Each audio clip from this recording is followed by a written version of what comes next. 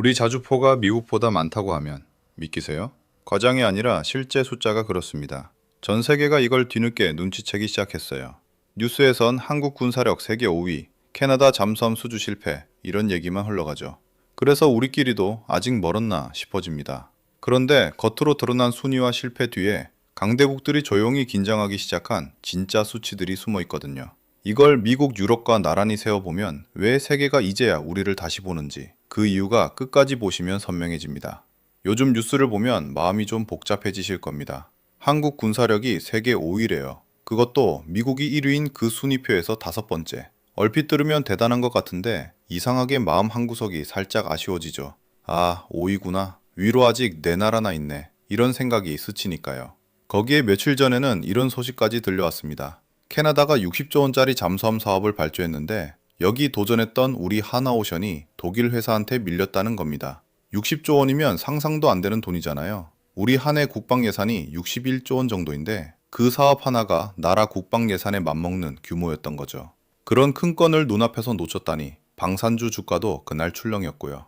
뉴스 자막은 딱 이렇게 흘러갔습니다. 세계 5위 그리고 수주 실패. 이런 소식들이 겹치면 우리 마음속에서 조용히 이런 결론이 자라납니다. 역시 우리는 아직 멀었나 보다. 강대국 벽은 높구나. 저도 그 마음 충분히 이해합니다. 평생 이 나라가 맨바닥에서 커가는 걸 두 눈으로 지켜봐 오신 분일수록 그 아쉬움이 더 크게 다가오거든요. 어렵게 여기까지 왔는데 결정적인 순간에 또 밀리는구나 싶으니까요. 방송이며 신문이며 이런 표면적인 소식만 계속 반복해서 틀어줍니다. 순위 몇 위, 어느 사업 실패, 주가 하락. 자꾸 이런 것만 귀에 들어오니까 우리끼리도 모르는 사이에 스스로를 낮춰보게 되는 겁니다. 남이 우리를 무시하기도 전에 우리가 먼저 우리 어깨를 움츠리고 있었던 거죠. 그런데 말이죠. 여기서 딱 한 가지만 짚고 넘어가야 합니다. 우리가 아쉬워했던 그 5위라는 숫자, 그거 사실 함정입니다. 이 순위를 매기는 곳이 GFP라는 데인데 이름은 그럴듯하지만 실제로는 참고용 지표에 가깝습니다. 무슨 대학이나 국제기구가 엄격하게 검증하는 성적표가 아니에요. 학술적으로 공신력이 높은 순위가 아니라는 뜻이죠. 게다가 이 순위는 핵무기 같은 전략무기는 아예 빼고 눈에 보이는 재래식 전략만 대충 점수 매겨서 줄을 세운 겁니다. 계산 방식도 딱 부러지게 공개된 게 아니고요. 쉽게 비유를 하나 들어볼게요. 학원에서 보는 모의고사 등수 같은 겁니다. 모의고사 등수가 낮게 나왔다고 그 학생 실력이 진짜 그것밖에 안 되는 건 아니잖아요. 시험 유형이 안 맞았을 수도 있고 채점 기준이 이상했을 수도 있고요. 진짜 실력은 실제 시험장에서 실제 문제 앞에서 드러나는 거죠. 순위는 어디까지나 참고고 실제 실력은 완전히 별개라는 얘기입니다. 한 가지 더 짚고 갈 게 있어요. 이 순위가 핵무기를 뺀 재래식 기준이라고 했잖아요. 그런데 우리가 놓친 60조 원짜리 캐나다 잠수함, 그것도 마찬가지입니다. 우리 하나오션이 최종 계약에선 독일한테 자리를 내줬어요. 그건 맞습니다. 하지만 그 과정에서 우리 잠수함을 실제로 물에 띄워 바다에서 직접 움직여 보이는 시연까지 했거든요. 계약서 도장은 놓쳤어도 실력만큼은 그 자리에 있던 모두의 눈에 확실히 박혔다는 뜻이죠. 그러니 실패라는 자막 하나로 우리 실력을 판단해버리면 진짜 중요한 걸 놓치게 됩니다. 이 캐나다 이야기가 왜 실패로 끝난 게 아닌지는 뒤에서 제대로 다시 짚어드릴게요. 그런데 우리는 그 참고용 등수 하나에 마음이 위축돼서 정작 책 속에 뭐가 들었는지는 펼쳐볼 생각도 안 했던 겁니다. 겉표지에 5위라고 적힌 것만 보고 책을 덮어버린 셈이죠. 정작 그 안에 어떤 물량이 쌓여 있는지는 들여다보지도 않고요. 여기서 이 채널이 좀 다른 이야기를 하려고 합니다. 남들은 순위표를 봅니다. 이번에 수주에 성공했냐, 실패했냐, 그 실적만 보고요. 순위 오르면 좋아하고 내려가면 실망하고 딱 거기까지죠. 하지만 우리는 순위나 실적 말고 실제로 이 나라가 손에 쥐고 있는 진짜 물량을 볼 겁니다. 전차가 몇 대인지, 대포가 몇 문인지, 어떤 미사일을 창고에 세워뒀는지 그 실물을 미국이나 독일 같은 강대국 것과 나란히 딱 붙여놓고 하나하나 숫자로 비교해 볼 거란 말이죠. 순위표는 남 얘기지만 물량은 거짓말을 못하거든요. 그렇게 실제 숫자를 맞대어 보면 정말 이상한 장면이 나옵니다. 이건 잠시 뒤에 본격적으로 보여드릴 텐데 미리 딱 한 조각만 흘리자면 이렇습니다. 어떤 무기는 그 물량이 미국보다 많다고 할 정도입니다. 세계 최강이라는 미국보다요.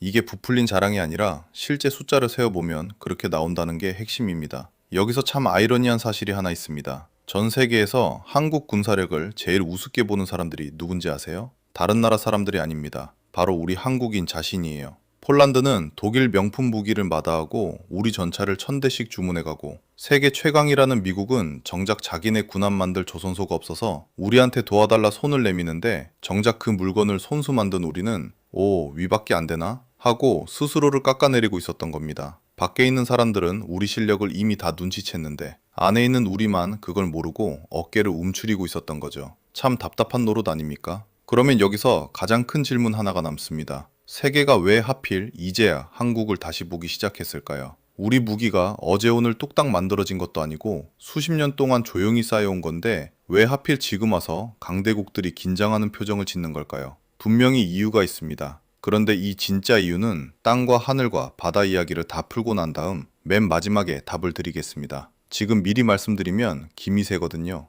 이 한 가지 질문만 마음속에 딱 걸어두고 끝까지 따라오시면 됩니다. 자, 그럼 이제 그 실물을 하나하나 맞대어 볼 차례입니다. 그런데 첫 무대가 좀 의외예요. 하늘을 나는 전투기도 바다를 가르는 군함도 아닙니다. 바로 우리가 발 딛고 선 땅이거든요. 왜 하필 땅에서부터 시작하는지 바로 이어서 보여드리겠습니다. 사람들은 흔히 이렇게 생각합니다. 요즘 같은 첨단 시대에 웬 전차의 대포냐고요. 미사일에, 드론에 다 하늘에서 결판 나는 거 아니냐고 말이죠. 그런데 이게 큰 착각이거든요. 전쟁의 승패를 진짜로 가르는 건 예나 지금이나 땅 위에 얼마나 깔아놓느냐입니다. 멀리 갈 것도 없습니다. 지금 우크라이나에서 벌어지는 전쟁을 보세요. 그 좋은 정밀 미사일에 첨단 드론이 다 동원된다는데 결국 전선을 밀고 당기는 건 뭐였나요? 전차하고 대포, 그리고 사람이었어요. 포탄이 떨어지면 그 대단한 강대국도 전선이 멈춰섭니다. 반대로 포탄이 넉넉하고 대포가 많은 쪽이 한 뼘씩 땅을 밀고 나가더라고요. 전쟁 나기 전엔 다들 이제 재래식 무기는 한물 같다고들 했어요. 그런데 막상 진짜 전쟁이 터지니까 제일 먼저 바닥난 게 포탄이었습니다.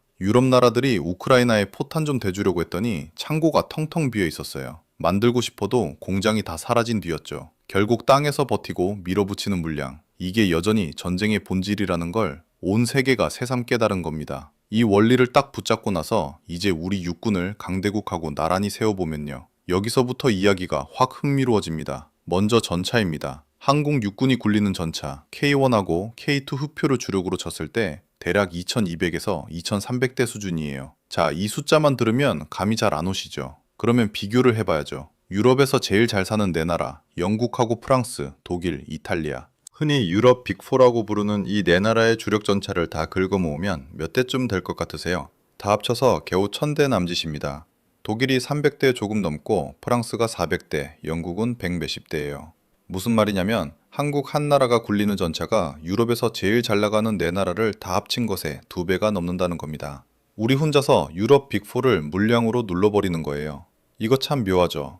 우리는 늘 유럽을 선진국이라 부르며 올려다봤는데 땅 위의 힘으로만 보면 그쪽이 우리를 올려다봐야 하는 겁니다. 그런데 진짜 놀라운 건 대포, 그러니까 자주포입니다. 우리 K9 자주포 아시죠? 이게 그냥 잘 만든 국산 무기 정도가 아니에요. 세계 시장을 통째로 씹어먹고 있는 물건입니다. 155mm 자주포라는 게 육군 포병의 핵심 화력인데 2000년대 이후 전 세계에서 팔린 이 자주포 시장에서 K9가 차지하는 비중이 대략 52%예요. 그러니까 세계 시장의 절반이 우리 겁니다. 이게 얼마나 대단한 거냐면요. 독일에도 판자 하우비체라는 명품 자주포가 있고 프랑스엔 카이사르, 중국엔 PLZ-45라는 게 있어요. 다들 자기 나라 대표 선수죠. 그런데 이 셋을 다 합친 것보다 K9 하나가 더 많이 팔렸습니다. 독일하고 프랑스, 중국을 한꺼번에 상대해서 이겨버린 거예요. 지금 K9를 사서 쓰는 나라가 티르키예, 폴란드, 인도, 핀란드, 노르웨이에 호주, 이집트까지 11나라나 됩니다. 세계 곳곳에서 우리 대포가 국경을 지키고 있는 거죠. 여기서 그 유명한 말이 나오는 겁니다. 우리 자주포 수가 미국보다 많다고 할 정도로 어마어마하다는 얘기요. 미국이 어떤 나라입니까? 국방비로 온 세계를 압도하는 나라잖아요. 그런 나라를 놓고 자주포 물량을 얘기할 때 한국이 튀어나온다는 것. 이거 예전 같으면 상상도 못할 일이었어요. 이걸 우리 살림살이로 한번 바꿔볼까요? 우리 월급으로 치면요. 남들은 카드값 맞기도 빠듯한데 나 혼자 좋은 차를 몇 대씩 세워둔 격입니다. 그것도 남들이 부러워서 사러 오는 차로 말이죠. 나라 단위로 보면 강대국 몇 나라가 예산을 합쳐야 겨우 맞출 물량을 우리가 혼자 굴리고 있다는 거예요. 이쯤 되면 이런 생각 드실 겁니다. 이거 너무 자화자찬 아니냐고요? 그런데 아닙니다. 이건 시장이 실제 돈으로 증명한 사실이에요. 세계 여러 나라가 자기 국방 예산을 들여서 우리 무기를 사갔다는 것. 이보다 더 확실한 증거가 어디 있겠어요? 말로만 하면 못 믿으실 테니 아주 구체적인 장면 하나를 보여드릴게요. 폴란드 이야기입니다. 폴란드는 러시아 바로 옆에 붙어 있어서 안보에 목숨을 거는 나라예요. 그런 나라가 몇 년 전 육군 전차를 대대적으로 새로 들이기로 합니다. 바로 옆에 전차 잘 만들기로 소문난 독일이 있었어요. 독일 레오파르트라고 하면 유럽 최고의 명품 전차로 통하거든요. 상식적으로는 옆 나라 독일 걸 사는 게 당연했죠. 그런데 폴란드가 어떤 선택을 했을까요? 독일을 건너뛰고 지구 반대편 한국의 K2 흑표를 골랐습니다. 그것도 찔끔 산 게 아니라 앞으로 다 합쳐서 1000대까지 들이는 큰 그림을 그렸어요. 이미 2차 계약으로 180대를 추가로 계약했는데 그 돈만 9조 4천억 원에 달합니다. 여기엔 우리 현대로템이 만들어 보내는 물량도 있고 폴란드 현지에서 직접 만드는 물량도 섞여 있어요. 폴란드는 왜 옆집 독일을 마다하고 한국을 골랐을까요? 이유가 아주 명쾌합니다. 첫째, 값이 쌌어요. 독일 명품의 대략 절반 수준이었죠. 둘째, 빨리 받을 수 있었어요. 독일에 주문하면 언제 받을지 기약이 없는데 한국은 1, 2년 안에 실물을 착착 넘겨줬거든요. 안보가 급한 나라한테는 이 납기가 목숨이나 다름없습니다. 아무리 좋은 무기라도 10년 뒤에 온다면 무슨 소용이겠어요? 셋째, 기술까지 넘겨줘서 폴란드 땅에서 직접 만들게 해줬어요. 자기 나라에 공장을 세워주고 일자리까지 만들어주니 마다할 이유가 없었던 거죠.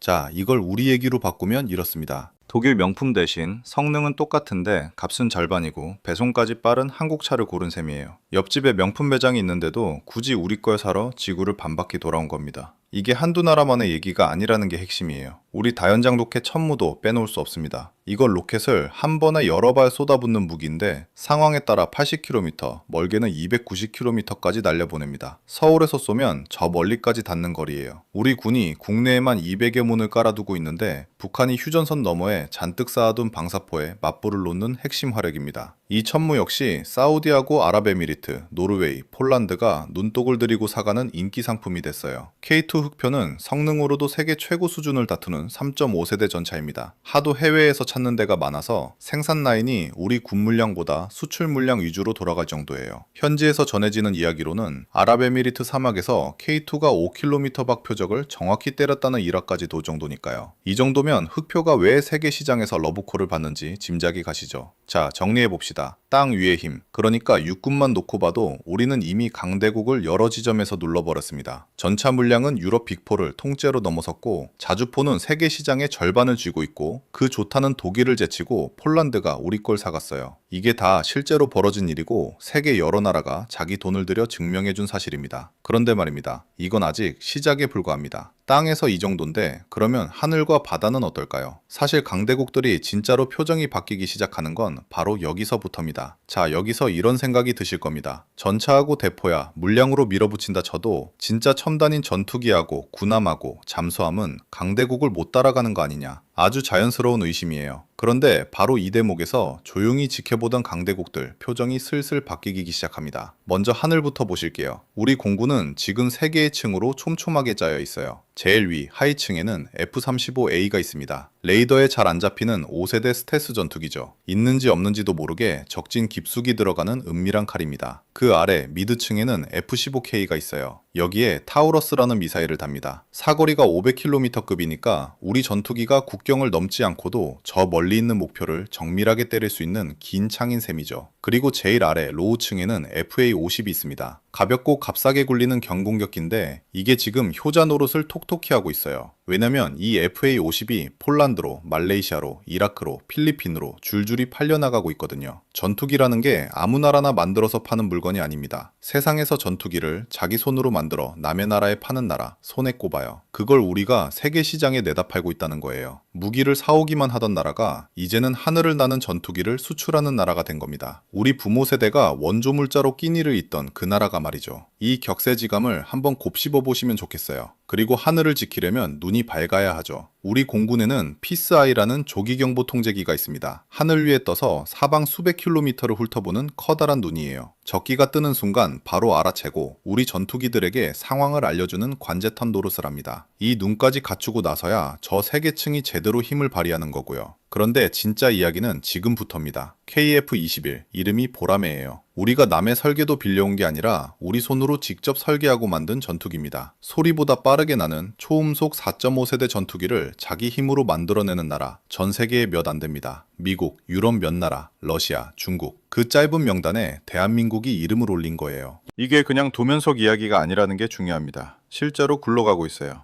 양산 1호기가 2026년 3월에 경남 사천에서 공장 문을 나섰고 넉 달 뒤인 4월에 첫 비행에 성공했습니다. 그리고 올해 9월이면 공군에 실전 배치될 예정이에요. 여기서 한 가지 더 놀라운 게 가격입니다. 대당 1,200억 원 수준인데 이게 비슷한 급의 외국 전투기들과 비교하면 값을 상당히 눌러놓은 겁니다. 성능은 최신인데 값은 착한 거죠. 그러니 세계 여러 나라가 이 보라매를 눈여겨보는 거고요. 하늘이 이 정도면 바다는 어떨까요? 우리 해군은 원래 집 앞바다, 그러니까 연근해를 지키는 역할이 주였습니다. 그런데 지금은 완전히 판이 달라졌어요. 먼 바다로 나가는 대양 해군으로 몸집을 키우고 있습니다. 아예 기동함대 사령부라는 걸 새로 만들었어요. 집 앞 골목만 지키던 경비원이 이제 먼 곳까지 순찰을 도는 함대를 갖게 된 셈이죠. 그 중심에는 이지스 구축함이 있습니다. 이지스라는 건 사방에서 날아오는 위협을 한꺼번에 보고 대응하는 바다 위의 든든한 방패 이름이에요. 그중 세종대왕급 구축함에는 수직 발사관이 128셀이나 들어갑니다. 쉽게 말하면 미사일을 꽂아두고 필요할 때 위로 쏘아 올리는 발사통이 배 한 척에 128개가 박혀 있다는 뜻이에요. 배 한 척이 웬만한 나라의 방공망 하나를 통째로 짊어지고 다니는 셈입니다. 여기서 한 걸음 더 나간 게 정조대왕급이에요. 이 배에는 SM-3라는 요격 미사일을 실을 수 있게 설계했습니다. 날아오는 적 미사일을 하늘 높은 곳에서 맞춰 떨어뜨리는 방패죠. 그런데요, 오늘 바다 이야기의 진짜 하이라이트는 따로 있습니다. 잠수함이에요. 장보고3 배치라는 잠수함인데 3,600톤급입니다. 원자력이 아니라 재래식, 그러니까 디젤로 움직이는 잠수함이에요. 리튬이온 배터리하고 공기가 필요 없는 특수 추진 장치를 달아서 물속에 숨어있는 시간을 크게 늘렸습니다. 여기까지는 그냥 좋은 잠수함이구나 싶으시죠? 그런데 이 배가 품고 있는 물건이 예사롭지 않습니다. 잠수함에서 물 밑에 숨어 있다가 그대로 쏘아 올리는 탄도미사일, 그걸 넣는 수직 발사관을 10개나 갖고 있어요. 보통 이런 전략 무기는 덩치 큰 원자력 잠수함이나 품고 다니는 물건입니다. 이게 왜 놀라운 일이냐면 원자력도 아닌 재래식 잠수함이 이런 무기를 실전으로 품고 다니는 경우가 서방 세계에 사실상 없기 때문이에요. 사실상 우리만 해낸 급이라는 겁니다. 권투로 치면 이렇습니다. 몸집은 가벼운 라이트급 선수인데 알고 보니 헤비급 챔피언의 한 방을 숨기고 다니는 거예요. 링에 올라온 상대는 가벼운 선수인 줄 알고 방심하다가 그 한 방에 그대로 나가 떨어지는 거죠. 겉만 보고 얕봤다간 큰 코 다치는 상대인 겁니다. 자, 이제 통쾌한 장면 하나 보여드리겠습니다. 배를 만드는 산업, 조선 이야기예요. 지금 전 세계 배를 누가 만드느냐? 중국이 60%대, 우리 한국이 20%대를 쥐고 있습니다. 그럼 세계 1등 강대국인 미국은 어디 있을까요? 놀라지 마세요. 미국은 민간 상선을 만드는 게 사실상 제로에 가깝습니다. 한때 세계 바다를 주름잡던 나라가 지금은 배를 만들 공장도 사람도 마땅치 않은 지경이 된 거예요.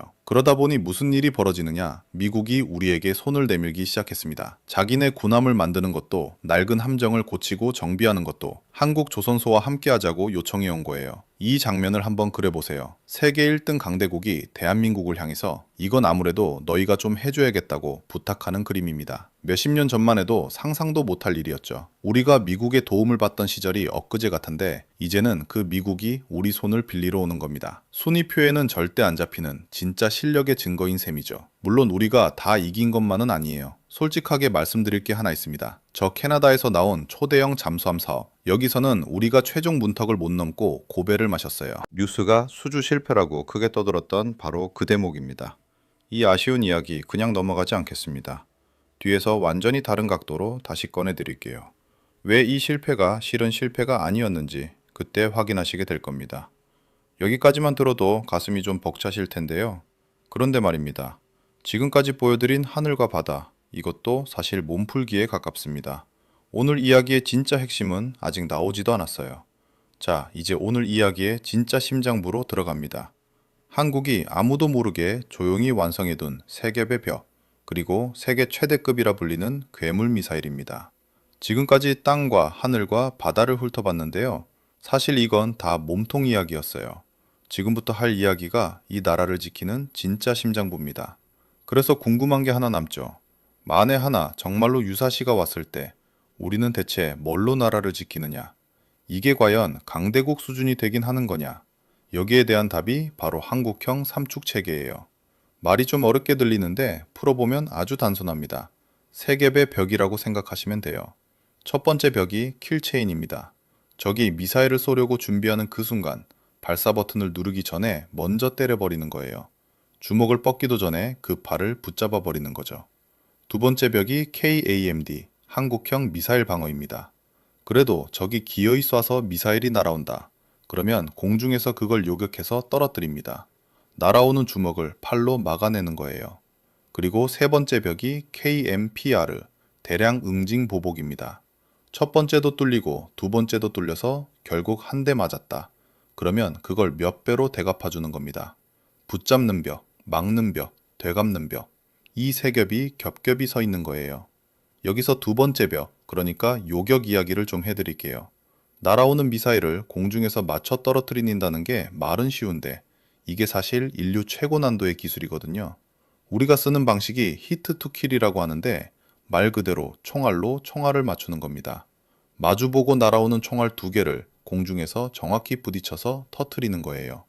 이게 얼마나 어렵냐면 이 기술을 실제로 굴릴 줄 아는 나라가 전 세계에 미국, 이스라엘, 그리고 우리 한국 정도로 손에 꼽습니다. 강대국이라고 다 되는 게 아니에요. 그런데 이게 그냥 시험장에서만 되는 기술이냐? 아니거든요. 실전 성적표가 있습니다. 우리 천궁2라는 요격 미사일이 아랍에미리트에 수출돼서 배치돼 있는데요. 2026년 3월에 그 지역으로 미사일 공습이 쏟아진 일이 있었어요. 그때 배치돼 있던 우리 천궁2 두 개 포대가 대응에 나섰는데 발표된 기준으로 요격률이 96%가 나왔습니다. 특히 낮게 깔려 날아오는 순항 미사일 8발은 전부 다 100%다 떨어뜨렸어요. 이 대목은 국내 발표를 기준으로 전해진 수치라는 점은 짚고 넘어가겠습니다. 다만 어느 쪽으로 봐도 분명한 건 이게 실험실 점수가 아니라 실제 전장에서 나온 성적이라는 거예요. 무기라는 게 카탈로그에 적힌 스펙이 아무리 좋아도 진짜 총알이 날아드는 상황에서 제 몫을 못하면 아무 소용이 없거든요. 그런데 우리가 만든 방패가 남의 나라 하늘에서 그것도 진짜 위기 상황에서 미사일을 걷어냈다는 겁니다. 이게 우리 기술을 사간 나라들이 왜 한국 방공망을 믿는지를 그대로 보여주는 장면이에요. 자, 여기까지가 막는 이야기였고요. 이제 진짜 이 영상의 정점으로 갑니다. 세 번째 벽, 되갚는 벽이요. 이 되갚는 벽의 한복판에 우리가 조용히 세워둔 물건이 하나 있는데 이름이 현무호입니다. 세계 최대급 재래식 탄도미사일이에요. 핵을 안 쓰고도 핵에 버금가는 파괴력을 내겠다고 만든 사실상 괴물이라고 부를 수밖에 없는 무기입니다. 뭐가 그렇게 대단하냐? 숫자 하나만 딱 기억하시면 됩니다. 이 미사일이 머리에 이고 날아가는 탄두 무게가 8톤이에요. 최대로는 8톤에서 9톤까지 봅니다. 8톤이라고 하면 감이 잘 안 오시죠? 이렇게 생각해 보세요.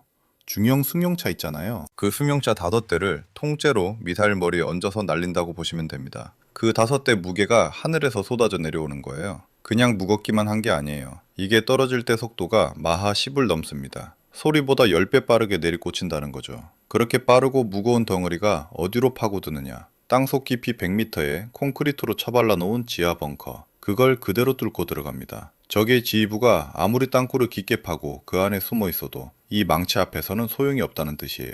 그래서 이런 무기를 벙커버스터, 벙커를 부수는 놈이라고 부릅니다. 그러니까 정리하면 이래요. 중형차 5대 무게를 소리보다 10배 빠른 속도로 지하 100m 벙커에 그대로 꽂아 넣는 망치. 이게 현무5예요. 거기다 탄두를 좀 가볍게 줄여서 쏘면 사거리가 최대 3000km급까지 나간다고 봅니다. 이 정도면 한반도 밖 웬만한 곳은 다 사정권에 들어오는 거예요. 무거운 망치로 쓸 수도 있고 가볍게 바꿔서 멀리 던지는 창으로도 쓸 수 있다는 뜻이죠. 여기서 제가 진짜 강조하고 싶은 게 있어요. 이게 핵미사일이 아니라는 겁니다. 핵을 안 쓰는 재래식 미사일인데도 이런 괴물급 성능을 낸다는 거예요. 보통 이 정도 파괴력은 핵을 얹어야 나온다고도 생각하잖아요. 그런데 우리는 핵 없이 순수하게 무게와 속도만으로 그만한 위력을 뽑아낸 겁니다. 이런 개념의 미사일을 그것도 재래식으로 실제 부대에 배치해서 실전 운용하는 나라는 지구상에 사실상 우리밖에 없습니다. 미국도, 러시아도, 중국도 이런 걸 재래식으로 굴리진 않아요. 남들은 못하거나 안 하는 걸 우리가 조용히 완성해서 실제로 세워뒀다는 거예요. 이걸 우리가 가졌다는 겁니다. 그리고 하나 더, 이번엔 반대로 아주 값싼 무기 이야기를 해드릴게요.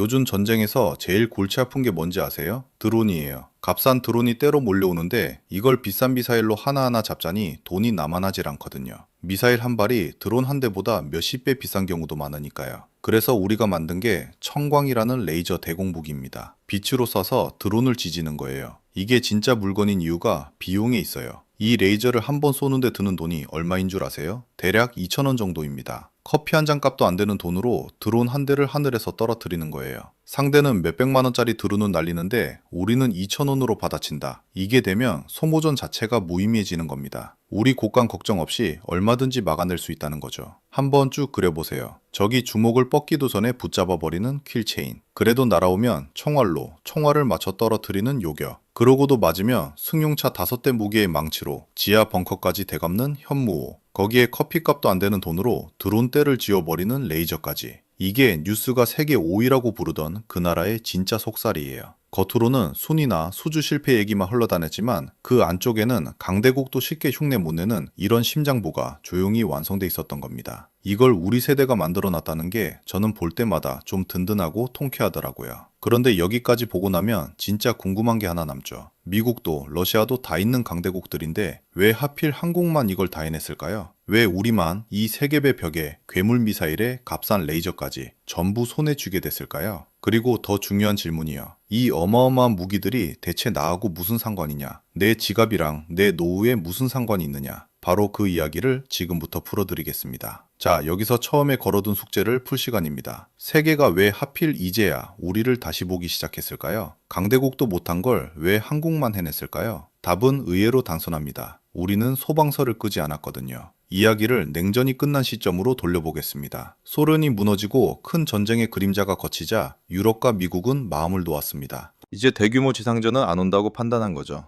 그래서 전차 공장을 줄이고 대포 생산 라인을 세우고 방산 인력을 정리했습니다. 필요할 때 주문하면 만들어주는 체제로 바꿔버린 겁니다. 평화로우니까 소방서를 없앤 셈이에요. 평소엔 그게 합리적으로 보였겠죠. 안 쓰는 소방차를 세워두는 건 돈이 아까우니까요. 한번 접은 생산 라인은 다시 세우기가 정말 어렵습니다. 기계만 있다고 되는 게 아니라 그 물건을 만들 줄 아는 숙련공과 협력업체가 통째로 이어져 있어야 하거든요. 그 사슬이 한번 끊기면 다시 있는데 10년이 걸릴 수도 있어요. 그런데 한국은 그럴 수가 없었습니다. 휴전선 너머에 북한이 있었으니까요. 우리에겐 전쟁이 끝난 적이 없었습니다. 늘 대비하고 있어야 하는 나라였죠. 그래서 우리는 소방서를 없애기는커녕 24시간 불을 켜두고 소방차를 계속 돌렸습니다. 전차도 대포도 계속 만들었고 만드는 사람들도 그 기술도 그 공장도 그대로 살아남았습니다. 늘 불이 날 수 있다는 긴장이 결과적으로 세계에서 몇 안 되는 살아있는 생산 생태계를 지켜준 거예요. 우리 입장에선 무겁고 서러운 짐이었는데 그 짐이 지금 와서는 아무도 흉내 못 내는 자산이 된 셈입니다. 그리고 지금 다시 전쟁의 시대가 왔습니다. 우크라이나에서 포탄이 하루에 수만 발씩 사라지는 걸 보고 유럽은 소스라치게 놀랐습니다. 그제야 창고를 열어봤는데 텅 비어 있었던 거죠. 이제 와서 소방서를 다시 지으려니 공장도 없고 사람도 없고 몇 년이 걸립니다. 그때 뒤를 돌아보니 한 나라만 지금 당장 물건을 대량으로 그것도 빠르게 뽑아낼 수 있었습니다. 그게 바로 우리였어요. 세계가 이제야 눈치챈 이유가 이겁니다. 우리가 갑자기 강해진 게 아니라 남들이 놓고 있던 걸 우리만 붙들고 있었던 겁니다. 실력은 원래 있었는데 그 실력이 필요한 세상이 뒤늦게 찾아온 거죠. 폴란드를 보면 이게 확 와닿습니다. 발등에 불이 떨어진 나라인데 독일에 주문하면 몇 년을 기다려야 했어요. 그런데 우리는 당장 물건을 안겨줄 수 있었습니다. 앞에서 봤듯이 폴란드가 독일 명품을 놔두고 우리 전차를 1000대 규모로 택한 것도 자주포와 다연장 로켓까지 줄줄이 계약한 것도 결국 이 힘 덕분이에요. 아무리 좋은 무기라도 몇 년 뒤에 온다면 소용이 없는데 우리는 지금 당장 대량으로 뽑아낼 수 있었으니까요. 이게 바로 살아남은 생산 생태계가 만들어낸 힘입니다. 여기서 그 아쉬웠던 캐나다 이야기를 다시 꺼내보죠. 60조 원짜리 잠수함 사업 우선 합상에서 우리가 독일에 밀린 그 건 말입니다. 결과만 보면 분명 놓친 게 맞습니다. 그런데 그 과정에서 우리는 진짜 잠수함을 실제로 몰고 나가 바다 위에서 실력을 그대로 보여줬습니다. 서류가 아니라 실물로 증명한 거죠. 그러자 어떻게 됐을까요? 지금은 두 회사가 6척씩 나눠서 만들자는 반전 논의까지 나오고 있습니다. 면접에서 떨어졌는데 그 자리에서 보여준 실력을 보고 다른 회사들이 오히려 스카우트하러 줄을 서는 격이에요. 이게 지금 우리 방산이 세계에서 받는 대접입니다. 그럼 이게 대체 나랑 무슨 상관이냐? 이 이야기를 해야죠. 이 채널은 늘 그걸 봅니다. 이게 내 지갑에, 내 노후에 무슨 상관인데. 숫자로 보시죠. 우리 방산 수출액이 재작년엔 95억 달러였습니다. 그게 작년엔 152억 달러, 우리 돈으로 약 22조 원으로 뛰었어요. 1년 만에 60% 넘게 불어난 겁니다. 그리고 정부는 2027년까지 세계 네 손가락 안에 드는 방산 수출국이 되겠다는 목표를 걸었습니다. 지금 이 속도라면 허황된 이야기가 아니에요. 이게 왜 중요하냐면요. 우리 세대가 반도체로 나라 곳간을 채웠잖아요. 그런데 반도체 하나만으로 노후를 버티기엔 세상이 너무 험합니다. 반도체 경기가 꺾이면 나라 전체가 휘청이는 걸 우리는 여러 번 봤죠. 기둥 하나로 지붕을 받치는 집은 늘 불안한 법입니다. 그 옆에 기둥이 하나 더 서고 있는 겁니다. 방산이 반도체 다음으로 우리 세대의 노후를 떠받칠 두 번째 기둥이 되어가고 있어요. 게다가 방산은 그 성질이 참 좋습니다. 무기 한 대 팔면 그걸로 끝이 아니라 30년 동안 부품이며 정비며 돈이 계속 들어옵니다. 자동차 한 대 파는 게 아니라 그 나라와 수십 년짜리 계약을 맺는 셈이에요. 경기가 좋든 나쁘든 꾸준히 들어오는 돈이라 나라 살림에는 이만한 효자가 없습니다. 이건 그냥 자랑거리가 아니라 나라 곳간을 채우고 우리 아이들 일자리를 만드는 실제 돈 이야기입니다. 그런데 저는 여기서 솔직해지려고 합니다. 좋은 얘기만 들어놓으면 그건 사기니까요. 우리한테도 아픈 약점이 있습니다. 바로 사람입니다. 아이가 안 태어나면서 상비병력 50만 명을 유지하는 것 자체가 이제는 사실상 불가능해졌습니다. 병력은 줄어들 수밖에 없어요. 이건 정신력으로 버틸 수 있는 문제가 아닙니다. 그래서 우리가 지금 죽기 살기로 무인 무기와 기술로 방향을 트는 겁니다. 사람의 빈자리를 드론과 로봇과 정밀 무기로 메우겠다는 거죠. 10명이 하던 일을 1명과 기계가 하도록 바꾸는 겁니다. 우리가 앞에서 본 그 화려한 기술들이 사실은 이 냉정한 현실에 대한 답이기도 합니다. 자랑하려고 만든 게 아니라 사람이 부족하니까 살아남으려고 만든 거예요. 그리고 한 가지, 이걸 꼭 짚고 마무리하고 싶습니다. 우리가 강하다는 건 자랑하자고 이 이야기를 시작한 게 아닙니다. 강하니까 이제 마음 놓아도 된다. 그런 뜻은 더더욱 아니에요. 우리는 여전히 네 강대국 사이에 낀 나라입니다. 작년 국방 예산만 61조 6천억 원을 썼습니다. 이 큰 돈을 왜 쓰겠어요? 지킬 게 있어서 지켜야 하기 때문에 쓰는 겁니다. 안보는 잘한다고 끝나는 게 아니라 매일 다시 지켜야 하는 숙제예요.